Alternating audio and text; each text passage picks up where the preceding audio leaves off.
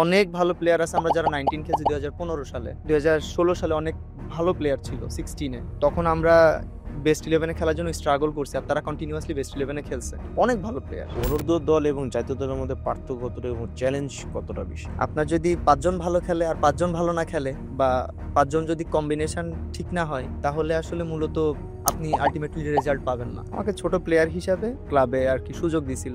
হামজার আসলে আশাটা এবং আমাদের টিমের ভিতরে যে একটা স্পিরিটটা, এটা আসলে ফুল টিমকে বুস্ট আপ করছে আমার মনে হয়। আসসালামু আলাইকুম। ওয়েলকাম টু ক্যাপ্টেন্স কোহলি নতুন পডকাস্ট চ্যাপ্টারে। ক্যাপ্টেন্স কোহলি আজকের পডকাস্ট চ্যাপ্টারে আমি আপনাদের সাথে রয়েছি জাহিদ হাসান, এবং আমাদের আজকের অতিথি রয়েছেন বাংলাদেশ জাতীয় দলের ফুলব্যাক রহমত মিয়া। আমাদের আজকের এপিসোডের জার্সি পার্টনার হচ্ছে জার্সি ফ্রেক বিডি। আমাদের ক্যাপ্টেন্স কোহলির দর্শকদের জন্য একটা কথা বলতে চাই, সেটা হচ্ছে আপনারা যদি কোনো জার্সি অর্ডার করতে চান জার্সি ফ্রেক থেকে CC10 এই কোডটি অবশ্যই ইউজ করবেন, তাহলে পাবেন 10% ডিসকাউন্ট।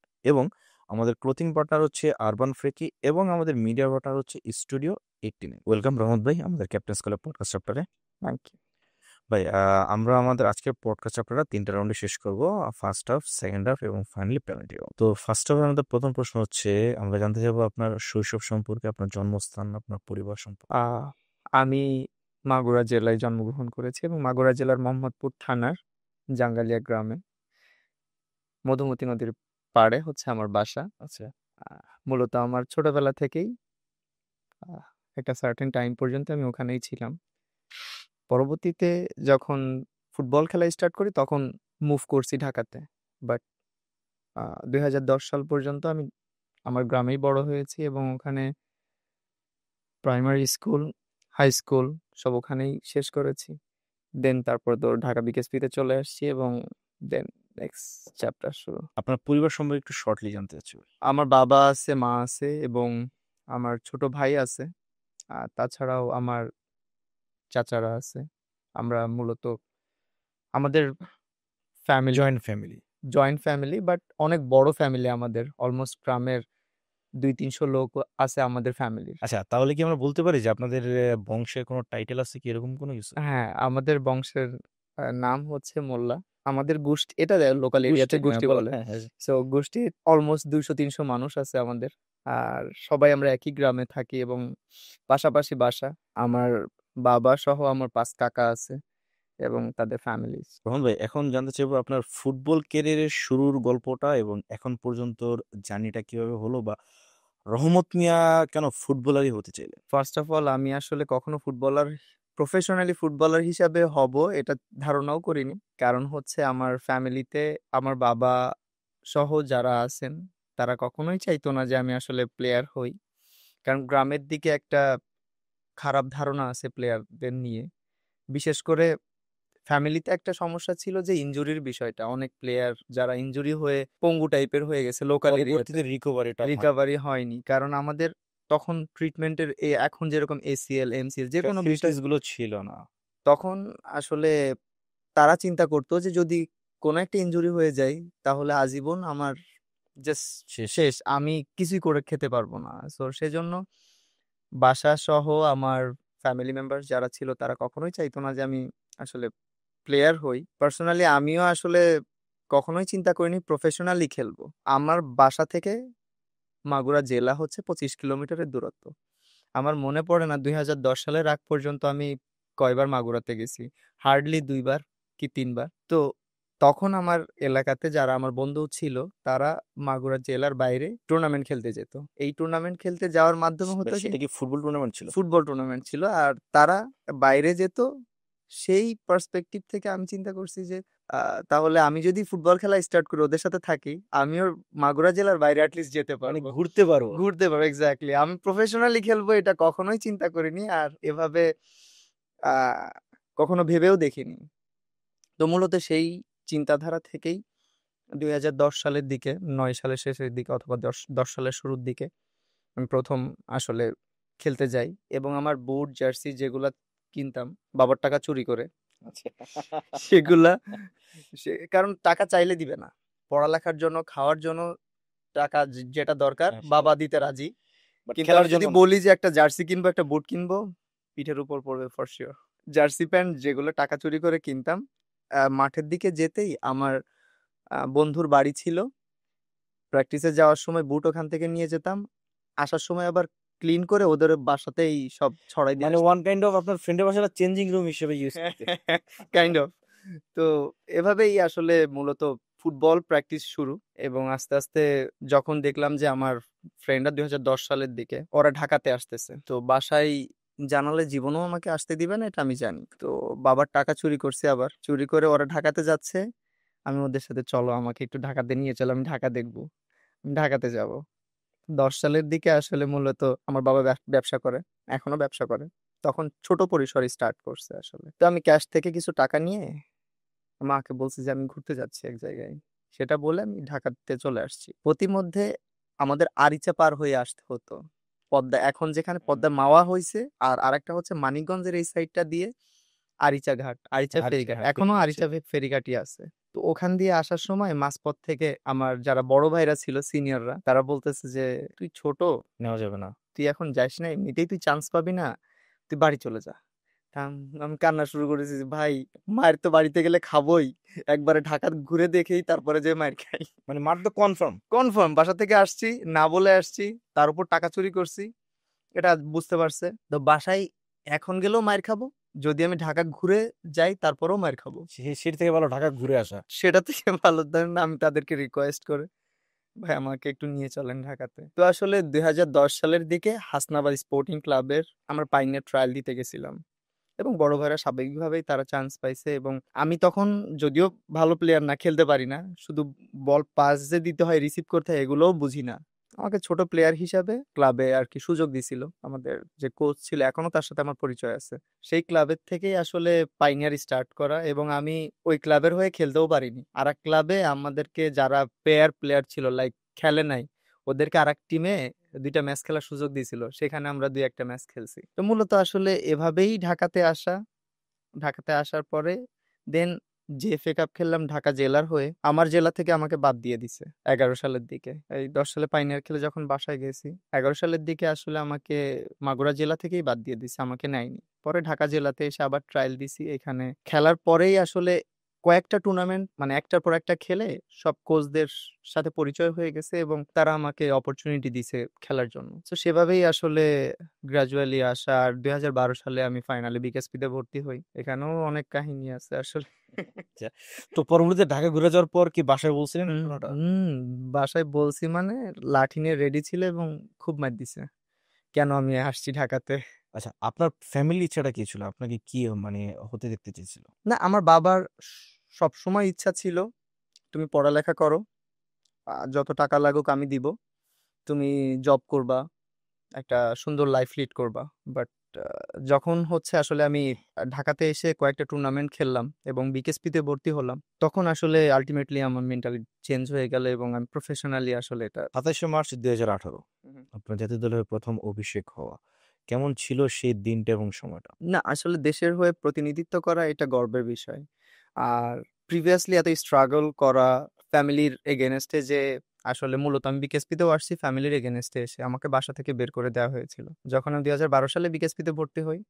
আমাকে অপশনস দেওয়া হয়েছিল যে আইদার তুমি ফুটবল খেলো, এখন একবারে চলে যাও, আর যদি তুমি বাসায় থাকো তাহলে তুমি ফুটবল বন্ধ করে দিতে হবে। ফুটবল বন্ধ করে দিতে হবে। সো আলটিমেটলি আল্লাহ আমাকে একটা সুযোগ করে দিচ্ছে ন্যাশনাল টিমে খেলার, এটা আমার জন্য গর্বের বিষয়, এবং আমি শুকরিয়া আদায় করি আল্লাহর। তো আসলে এটা অনেক চ্যালেঞ্জিং বিষয় ছিল, আর এটা গর্বেরও বিষয় যে যেখানে আমার গোলটা যেটা ছিল আলটিমেটলি অ্যাজ এ প্লেয়ার, জাতীয় দলে খেলা সব প্লেয়ারের স্বপ্ন। সো এই চ্যালেঞ্জিংটা পার হয়ে যে আমি ন্যাশনাল টিমে আসতে পেরেছি এবং আমার অভিষেক হতে যাচ্ছে, এটা আসলে ভাষায় প্রকাশ করা যায় না। এটা একটা এমন ফিলিংস, এটা আপনি এক্সপ্লেইন করতে পারবেন না কাউকে। অভিষেক যখন জানতে পারলেন যে আপনি অভিষেক হবেন বা আগামীকাল মাঠে নামবেন, ফ্যামিলি কি জানিয়েছিলেন আপনি? হ্যাঁ, এর আগে আমি 2013 সাল থেকে এইজ লেভেলে খেলা স্টার্ট করি, 2013-তে 16 আন্ডার 16। ভাই, যতটুকু আমার মনে পড়ে আপনি অলিম্পিকে আপনার টিমকে আপনি ক্যাপ্টেন নেতৃত্ব দিয়েছিলেন। হ্যাঁ, 23-তে আমি ক্যাপ্টেন ছিলাম এশিয়ান গেমসে। এটা তো জাস্ট রিসেন্টলি মেবি 2023 সালের দিকে। বাট আমি বলতেছি 2013 সাল থেকে আমি 16 খেলি, পরে 19 খেলি। এর মাঝে আমার ফ্যামিলি আসলে বাবা মা আস্তে আস্তে একটু বুঝতে যখন টিভিতে দেখছে যে না খেলতেছে, আমার বাবা একটু শিথিল হয়েছে। আর মা আসলে আগে থেকেই আমাকে সাপোর্ট করতো অলওয়েজ। আমার জন্য আমার মা বকা খাইছে, মায়ের খাইছে। তো একমাত্র আমার ফ্যামিলির আমার মা, যে কিনা লুকায়ে টাকা এনে দিত আমাকে একটু, যে যা বুট কিনে নে, জার্সি কিনে নে। আর বিকেএসপিতে ভর্তি হওয়ার জন্য আসলে আমার দাদা আছে, মিজানুর রহমান কাবুল, আমাদের এলাকার। ওই দাদা আসলে আমাকে অনেক হেল্প করছে, কারণ আমার বাবা আবার ওনাকে অনেক রেসপেক্ট করে। দাদার মাধ্যমেই আসলে বিকেএসপিতে আসা, মানে আপনার মানে রেফারেন্স হিসেবে কাজ করছে। রেফারেন্স হিসেবে কাজ করছে। এক্স্যাক্টলি। এত কিছু চ্যালেঞ্জিং, এত স্ট্রাগলের পরে আমি এসে যে আল্লাহ আমাকে ন্যাশনাল টিমে খেলার সুযোগ করে দিছে, এটা হিউজ আমার জন্য। আর আমার সমবয়সী যারা ছিল, ওরা আমার থেকে অনেক ভালো প্লেয়ার ছিল, তারা তো আসতে পারতো, বাট আল্লাহ আমাকে চুজ করছে, আমাকে খেলার সুযোগ করে দিছে। আসলে এটা যাক, এটা আমার জন্য আপনার অনেক বড় ভাগ্যে ব্যাপার। ছিল। আচ্ছা ভাই, এখন তো আপনি একজন জাতীয় দলের একজন রেগুলার প্লেয়ার। তো যখন খেলতেন আন্ডার টিম খেলে বা ওই সিঁড়িগুলো পার হয়ে এখানে আসা, তো অনূর্ধ্ব দল এবং জাতীয় দলের মধ্যে পার্থক্য কতটা এবং চ্যালেঞ্জ কতটা বেশি? আমার মনে হয় যে এইজ লেভেল গুলা, আপনার প্রত্যেকটা স্টেপ খুবই ভেবেচিন্তে নিতে হয়। লাইক আপনি যদি স্লিপ করেন, তাহলে আপনার জায়গা আরেকজন নিয়ে নিবে, এইজ লেভেল গুলা। আর এটা হচ্ছে আলটিমেটলি এইজ লেভেলে খেলার পরে সবার, এই প্লেয়ার গুলা লাইমলাইটে আসে, কোচদের চোখে আসে, ক্লাব গুলার চোখে আসে। সো আমার মনে হয় এটা খুবই ক্রুশিয়াল একটা মোমেন্ট। এই মোমেন্টটাতে সব প্লেয়ারের ফোকাস থাকা উচিত যে স্লিপ করা যাবে না। লাইক আমি 16 খেলছি, 19 মিস করা যাবে না। 16-এর পর আমার আলটিমেটলি গোল থাকবে আমার 19 খেলা। যদি কেউ ভালো করতে পারে, 19 থেকে ন্যাশনাল টিমে চলে গেছে। আমাদের সময়ও 16 থেকে ন্যাশনাল টিমে চলে গেছে। তো সবার টার্গেট ন্যাশনাল টিম, বাট কোনোটা মিস করা যায় না। লাইক আমি 16 খেলছি, 19 খেলছি, 20, 23 ন্যাশনাল টিম। সো গ্রাজুয়ালি যদি আপনি আসেন, তাহলে আপনার এক্সপিরিয়েন্সও গ্যাদার করতে পারবেন ভালো, এবং আপনার ন্যাশনাল টিমের যাওয়ার জায়গাটাও বড় হয়ে যায়। তো ন্যাশনাল টিমে একটা বিষয় হচ্ছে কনসিস্টেন্সিটা রাখতে হয়, আর এইজ লেভেল গুলাতে ফোকাস থাকতে হয়, যে স্লিপ যাতে না করে যায়। আর ন্যাশনাল টিমে পারফরমেন্স ধারাবাহিকতাটা ঠিক রাখতে হয়। তো দুইটা দুই ধরনের বিষয়। কারণ আপনি যখন ন্যাশনাল টিমে চলে গেছেন, তখন আপনাকে আর প্রমাণ করার কিছু নাই। আপনার যে লেভেলটা আছে সেটা ধরে রাখা, এটা হচ্ছে বড় চ্যালেঞ্জ। আপনার কনসিস্টেন্সিটা ধরে রাখাটাই হচ্ছে বড় ফ্যাক্ট ন্যাশনাল টিমের জন্য। সো দুইটা আমার কাছে মনে হয়, এটা আমার পার্সোনাল ওপিনিয়ন, যে এজ লেভেল গুলা এক টাইপের চিন্তা থাকে, ন্যাশনাল টিমে ধারাবাহিকতাটার চিন্তা থাকে বেশি। ফোকাস থাকার যে চ্যালেঞ্জের যে ব্যাপারটা, সেটা কি ন্যাশনাল টিমে আসার আগে ওই চ্যালেঞ্জ অ্যাকসেপ্ট করার বা চ্যালেঞ্জ মোকাবেলা করার জন্য যে মানসিক শক্তি, সেটাকে আরো বাড়িয়ে দেয়? ডেফিনেটলি। আমি কেন চ্যালেঞ্জিং এর কথা বলছি বা ফোকাস থাকার কথা বলছি, আপনি যখন 16 খেলবেন বা 19 খেলবেন, তখন হচ্ছে আপনি বাংলাদেশে এখন স্বাভাবিকভাবে অনেক আগে থেকেই আমাদের টিভিতে দেখানো হয়। এখন পরিসরটা একটু বড়, তখন একটু কম ছিল। তো যখনই আপনি ন্যাশনাল টিমে ইনক্লুড হলেন, আন্ডার 16 বলেন, 19 বলেন, তখন হচ্ছে আপনার ফ্রেন্ড সার্কেলের পরিধি বেড়ে গেল। আপনি যে ন্যাশনাল টিমের প্লেয়ার, অন্যান্য যারা ফ্রেন্ড আছে আপনার, তারা ন্যাশনাল টিমে খেলেনি, কিন্তু আপনার সংস্পর্শে থাকতে চাবে। তো এটাও অনেক বড় ফ্যাক্ট, যে আপনি কাদের সাথে মিশবেন আর কাদের থেকে দূরত্ব বজায় রাখবেন। মানে ব্যাপারটা অনেকটা এরকম যে সুষমের বন্ধু। এক্স্যাক্টলি। আপনি ন্যাশনাল টিমের প্লেয়ার, আমি ন্যাশনাল টিমের প্লেয়ার না। স্বাভাবিকভাবে আমি চাইবো যে আপনার সাথে কানেকশন রাখার সখ্যতা জন্য। রাখতে। আপনার সাথে কানেক্টিভিটি থাকলে হবে কি, আপনার ভালো জিনিসগুলো আমি নিব, কিন্তু তার অপোজিট ওয়েতে যদি আমার কোনো খারাপ গুণ থাকে, সেটা যদি আপনি এফেক্ট হন সেটাতে, তাহলে আপনার জন্য problem. So that's the fact. আসলে এইজ লেভেল গুলাতে ফোকাস থাকার জন্য বড় একটা রিজন। আমি বললাম না যে স্লিপ করে যাই, অনেক ভালো প্লেয়ার আছে। আমরা যারা 19 খেলছি 2015 সালে, 2016 সালে অনেক ভালো প্লেয়ার ছিল 16-এ। তখন আমরা বেস্ট ইলেভেনে খেলার জন্য স্ট্রাগল করছে, আর তারা কন্টিনিউয়াসলি বেস্ট ইলেভেনে খেলছে। অনেক ভালো প্লেয়ার, জাস্ট বিকজ এই তারা কনসিস্টেন্সিটা ধরে রাখতে পারে না, ফোকাস ছিল না, তারা আসলে খেলার বাইরে চলে গেছে। এই যে যখনই বড় একটা সার্কেল পাইছে ফ্রেন্ডের, তখন তারা এটার বাইরে চলে গেছে, তখনই স্লিপ হয়েছে। এবং যখনই সে এই থেকে বের হয়ে গেছে, তখন সে আউট। তার আবার ঢুকতে খুবই কম প্লেয়ার আছে যারা একটা মিস করে পরবর্তীতে আর একটাতে ঢুকতে পারছে। সো এটা একটা ক্রুশিয়াল মোমেন্ট, আমি তো বললাম। এটা আমার কাছে মনে হয় যে এইজ লেভেল গুলাতে এই জন্য ফোকাস থাকা উচিত। বর্তমানে বাংলাদেশ ফুটবল সবচেয়ে বড় তারকা আমরা যাকে বলি বা চিনি, হামজা চৌধুরী। তো তার সাথে ড্রেসিং রুম শেয়ার করা, মাঠ শেয়ার করা, একসাথে একই ম্যাচ খেলা, কেমন ছিল সে সময়গুলো? আসলে হামজা বাংলাদেশের আমাদের স্টার, ও যেরকম ভালো প্লেয়ার সেরকম মানুষ হিসেবেও অনেক ভালো, অনেক হাম্বল পার্সন। আমি দেখেছি হামজা আসার পরে সবাই যেরকম তাকে ওয়েলকাম করছে, সে নিজে থেকেও সবার কাছে একটা জায়গা করে নিছে তার আচরণ দিয়ে। মাঠের খেলাতে তো ডেফিনেটলি, বাট আচরণগত দিক থেকে একটা প্লেয়ারের অনেক টিমটাকে ভালো রাখার জন্য একটা প্লেয়ারের আচরণ অনেক বড় ভূমিকা রাখে। তো হামজার সাথে আসলে প্রথম থেকেই যখন ইন্ডিয়াতে আসলো তখন থেকেই হামজা সবার সাথে ফ্রেন্ডলি মনোভাব ছিল, এবং সবার সাথে মেশার যে একটা মনোভাব তার এটা ছিল। আমাদের সব প্লেয়াররাও যারা আগের থেকে আছে তারাও তাকে খুব ভালোভাবে অ্যাকসেপ্ট করছে। হামজার আসলে আশাটা এবং আমাদের টিমের ভিতরে যে একটা স্পিরিটটা, এটা আসলে ফুল টিমকে বুস্ট আপ করছে আমার মনে হয়। কারণ যেহেতু ও ভালো প্লেয়ার, আর ভালো প্লেয়ারের সংস্পর্শে থাকলে এভারেজ প্লেয়ার গুলাও সে চেষ্টা করে ভালো যে একটা তার, কনফিডেন্স পায়। হ্যাঁ, তার লেভেলে যাওয়ার। তো এটা আসলে আমাদের টিমের জন্য ভালো একটা বুস্ট আপ হয়েছে। সিঙ্গাপুরের সাথে নিজের দেশে হুম। ম্যাচ ছিল, তো আমরা 2-1 গোলে হেরে যাই এবং খুব শেষ পর্যন্ত খুব চেষ্টা করি আমরা। আপনারা মাঠে ছিলেন, মাঠে খেলেছেন। তো আপনার কাছে কি মনে হয় যে কোন কারণগুলোর কারণে হয়তো বা আমরা ম্যাচ থেকে ছিটকে গিয়েছিলাম? আমরা হামজা যেহেতু আগেই এসেছে, আমাদের ফাহমিদুল নতুন আসছে, সামিত সমিত আসছে নতুন। তো একটা টিম যখন কম্বিনেশন করা হয় একটু টাইম লাগে, এটা এমন না। অ্যাডজাস্ট হতে একটু টাইম লাগে। এক্স্যাক্টলি এমন না যে আপনি ক্রিকেট খেলতেছেন, আপনি সেঞ্চুরি করে দিলেন বা আপনি 5 উইকেট নিয়ে দিলেন, ম্যাচ শেষ। ম্যাচ শেষ। বাট বলে ব্যাপারটা হচ্ছে টিম গেম। একজন ভালো খেলবে, দুইজন ভালো খেলবে হবে না। আপনার যদি 5 জন ভালো খেলে আর 5 জন ভালো না খেলে, বা 5 জন যদি কম্বিনেশন ঠিক না হয়, তাহলে আসলে মূলত আপনি আলটিমেটলি রেজাল্ট পাবেন না। একজন দুইজনকে কাভার করা যায়, কিন্তু সবার ভিতর যদি ভালো কম্বাইন না হয় বা কম্বিনেশন না হয়, তাহলে আলটিমেটলি আপনার ভালো রেজাল্ট আশা করা যায় না। যেহেতু ওরা নতুন আসছে, কিছু সময় লাগবে। একটু সময় হলে যখন অ্যাডজাস্ট হয়ে যাবে টিমের ভিতর, আমার মনে হয় যে ইনশাআল্লাহ আমরা সিঙ্গাপুরকে হোমে হারছি, প্রবলেম নেই, বাট অ্যাওয়েতে যেও আমাদের হারানো সম্ভব। আমাদের টিমের সেই পটেনশিয়াল আছে। সো আমি আশা করতেছি যত টাইম যাবে আমাদের টিমের ম্যাচুরিটি বাড়তে থাকবে, এবং ভালো খেলার যে মানসিকতা এখন অলরেডি তৈরি হয়ে গেছে আমাদের টিমের, সেটা কন্টিনিউ থাকবে ইনশাআল্লাহ। বন্ধু, এখন যাবো আমরা সেকেন্ড হাফে। তো সেকেন্ড হাফের প্রথম প্রশ্ন যে আপনি যেহেতু একজন ফুটবলার, তো আপনি কোন ফুটবলারকে নিজের আইকন বা আইডল মনে করেন? আমি আসলে যেহেতু ফুল ব্যাক, আমি প্রথমত দানিয়েল ভেসকে পছন্দ করতাম অ্যাজ এ রাইট ব্যাক, আর পরবর্তীতে এসে মার্সেলোকে পছন্দ করি। এই দুইটা প্লেয়ারকে আমি অলওয়েজ ফলো করি। আইডল বা আইকন বলবো না, বাট আমি তাদের খেলা ফলো করি। ইউরোপিয়ান লিগে আপনার পছন্দের ক্লাব দল? আমি আসলে ওই ডাই হার্ট ফ্যান না, এমনিতে খেলা ফলো করা হয়? খেলা ফলো করি। আর রিয়াল মাদ্রিদ যখন গিয়েছিল, মার্সেলো ছিল, ততক্ষণ পর্যন্ত আমি রিয়াল মাদ্রিদের সাপোর্ট ছিলাম। আর তার আগে যখন দানিয়েল ভেস ছিল বার্সেলোনাতে, আমি তখন বার্সেলোনা ফলো করতাম।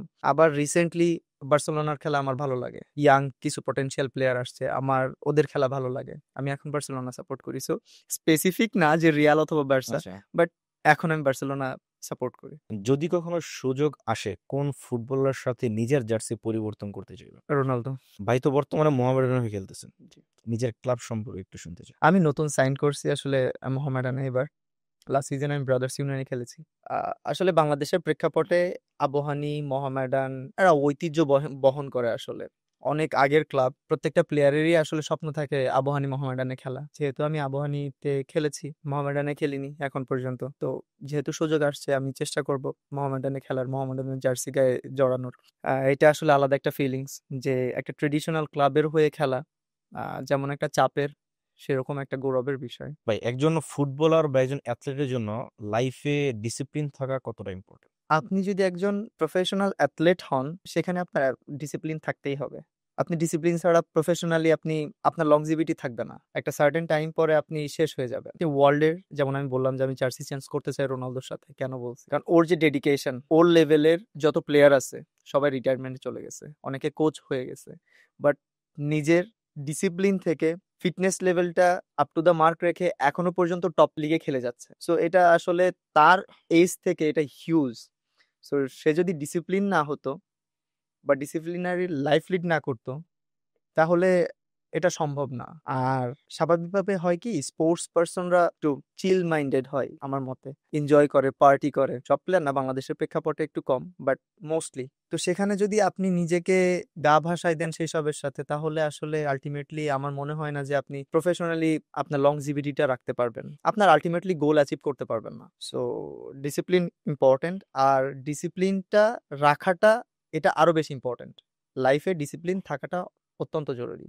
না হলে আপনি আসলে আপনার আল্টিমেট গোলে যেতে পারবেন না। রহমত মিয়ার কাছে জীবনের সফলতা মানে কি? আসলে অ্যাজ এ মুসলিম আমার কথাটা এমনভাবে আসছে, সফলতা মানে আমি অনেক টাকার মালিক হলাম, আমি অনেক বড় তারকা হলাম, এটা আমার কাছে সফলতা না। ডেফিনেট অ্যাজ এ মুসলিম, আমার কাছে অ্যাজ এ মুসলিম সফলতা মানে হচ্ছে আমি প্রপার ওয়েতে কাজগুলো করতেছি কিনা, আল্লাহ প্রদত্ত যে নিয়ম কানুন আছে সেগুলো ফলো করতেছি কিনা, এবং দিন শেষে পৃথিবী থেকে যাওয়ার আগে যেটা আমার উপর কাজ দেওয়া হয়েছিল দায়িত্ব কর্তব্য। সেই দায়িত্বগুলো আমি ফুলফিল করে যেতে পারলাম কিনা। সো যদি আমি এটা করতে পারি তাহলে আমি সফল, আলহামদুলিল্লাহ। আর যদি না করতে পারি তাহলে আমি ব্যর্থ। ভাই এখন যেমন পেনাল্টি রাউন্ডে বাংলাদেশে আপনার পছন্দের খেলোয়াড়কে ফুটবল এবং ক্রিকেট। আমি আসলে বাংলাদেশের প্রেক্ষাপটে আমার পজিশনেই খেলে ওয়ালি ফয়সাল ভাই। আমি আসলে ওনার খেলা অনেক দেখেছি, এবং আমরা যখন ঢাকাতে আসি 2010 সালের দিকে, তখন থেকেই বড় ভাইরা আসলে প্রিমিয়ার লিগে খেলে, আমরা স্টেডিয়ামে এসে ভাইয়াদের খেলা দেখতাম। তো যেহেতু আমি ফুল ব্যাক খেলি, আমি অলি ফয়সাল ভাইয়ের খেলা অনেক ফলো করতাম, এবং ভাইও জানে যে আমি ভাইকে পছন্দ করি এবং ভাইয়ের খেলা পছন্দ করি। মানে ওয়ান কাইন্ড অফ অ্যাডমায়ার করা যেতে পারে। হ্যাঁ, আমি সবসময় ভাইয়ের খেলা দেখতাম স্টেডিয়ামে এসে, কারণ আমরা ক্লাব এরিয়াতেই থাকতাম। তো অলি ফয়সাল ভাইয়ের খেলা আসলে আমার পছন্দ ছিল।